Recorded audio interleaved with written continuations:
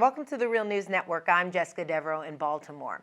Public unions in America can breathe a sigh of relief. Supreme Court justices are split 4-4 on the issue of whether or not unions should be allowed to collect mandatory agency fees from non-union members who benefit from collective bargaining. At the center of the case is Rebecca Friedrichs. She's a California public school teacher currently paying agency fees, but she says she's not interested in paying fees even though she benefits from collective bargaining. I never asked the unions to represent me. They are the ones who requested laws to give them the right to bargain on behalf of everyone. It seemed like Ms. Friedrichs would get her way after the court heard oral arguments. But with the death of Supreme Court Justice Antonin Scalia, the court was unable to break the tie. Therefore, the court affirms the decision of the appeals court, which ruled in favor of public unions. Now joining us to give us the story behind this split is our guest, Lisa Graves. She's the executive director of the Center for Media and Democracy. Thanks so much for joining us, Lisa. Thanks for having me on. So, Lisa, this was a big victory for unions, but on the other side, of course, there's the losing party. Which interests were really behind bringing this case forward, and essentially, who really lost here? Well, I think the American people are the big winners in this case. This is a case where there's been tremendous amounts of special interest money that has been in works for many, many years to try to undo long-standing legal precedents to protect against free riders like Rebecca Friedrichs.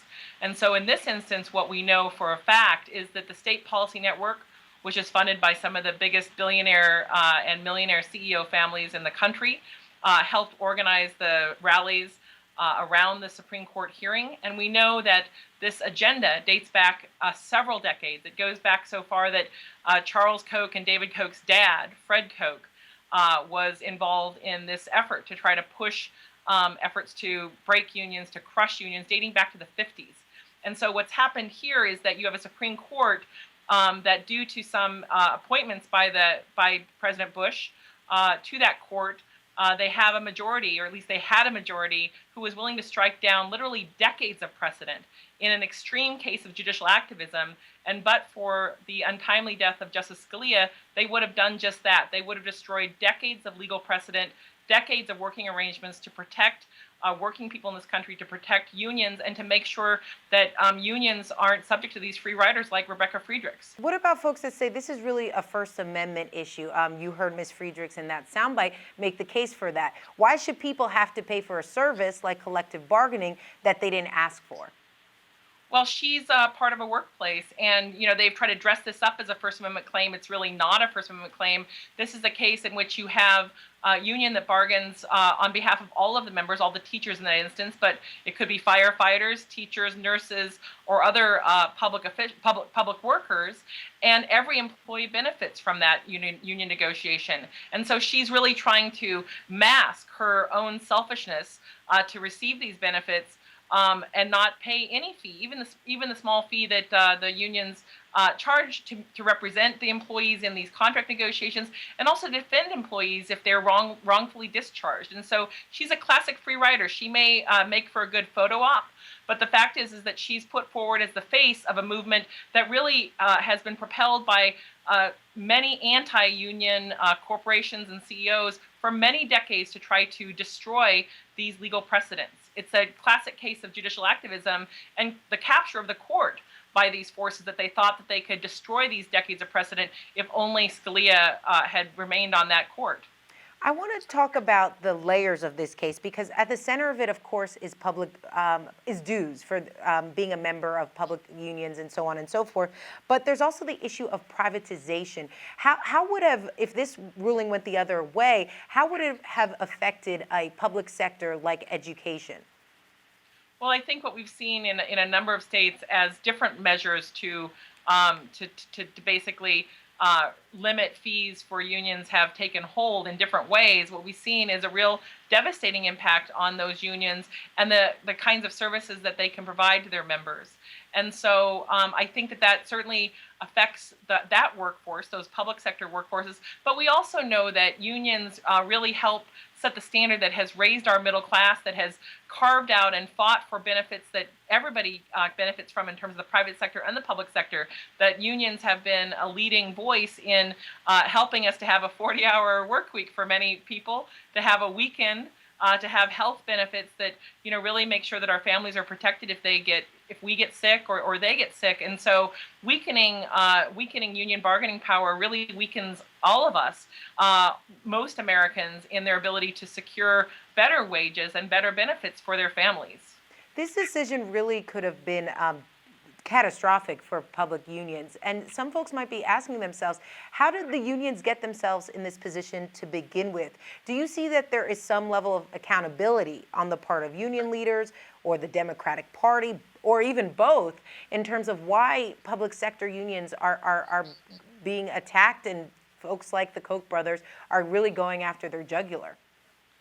I think of it the opposite way, quite frankly. What you literally see, and you can trace historically back to the 1950s, was an effort by a number of business groups, the National Association of Manufacturers back then in the 1950s, along with the John Birch Society, which Fred Koch helped found, along with other groups that were extremely hostile to the idea of unions, the idea of having collective bargaining.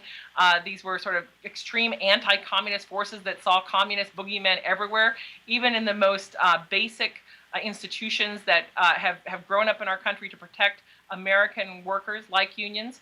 And so this is a multi-decade effort. It includes the right to work, so-called right to work efforts. It includes this variety of these so-called paycheck protections. It includes measures like the efforts by Ms. Friedrichs. So this is the culmination of many decades of work by a very small number of CEOs and billionaires who are determined to really weaken the rights of workers in this country, and including their rights to be represented and to have strong, robust unions to negotiate with. And so I don't lay the blame at the unions at all. They have been under assault by these organizations, including in this modern era by the American Legislative Exchange Council, which the Kochs are collectively, through their many vehicles, the biggest funder of, the State Policy Network, which are these state think tanks or stink tanks that push and peddle this in the states, through the Americans for Prosperity group, that's David Koch's operation, so-called grassroots operation in the states and nationally. There are a number of entities that all can be traced back to a small group of CEOs and billionaires who are really pushing to weaken unions in this country. And unfortunately, they've been successful in many places since the 2010 Tea Party election, which was, after the outright vilification of President Obama, where you had a situation in which the president comes in 2009, and this assault on him, on his legitimacy, begins, and they turn that assault into a significant victory in the 2010 midterms. And since then, this agenda, Rebecca Friedrich's agenda, the agenda of the people who have been funding this effort, has been really on steroids. And this agenda certainly isn't over. That's what a lot of folks in the media are saying. Do you see this battle being over anytime soon? And are there things that people should be aware of and be tracking? Well, I think the Supreme Court vacancy is a huge issue, because you basically have a situation in which George W. Bush was able to put two extreme corporate conservatives on that court. He joined other Reagan appointees, as well as an appointee of his father, Clarence Thomas. And those guys have been extremely hostile to workers' rights.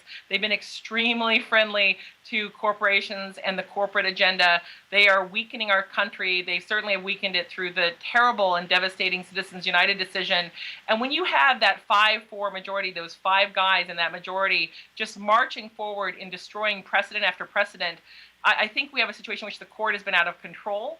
And now there's an opportunity with that vacancy to restore the court's true place in our society, which is not as this business activist, corporate activist court that's trying to destroy legal precedents, to try to use the First Amendment as a sword to kill long-standing legal precedents to protect all our rights, including our rights in this democracy. This court, I think, has been out of control, and I think it has engaged in a decision-making that is certainly extremely activist and biased, and quite frankly, the Roberts Court has put its thumb on the scale of justice on the side of corporations, on the side of the Koch brothers and the Koch brothers' interests in ways that have had a devastating impact on our country. And now that the court is deadlocked, they are not able to do so, at least for now.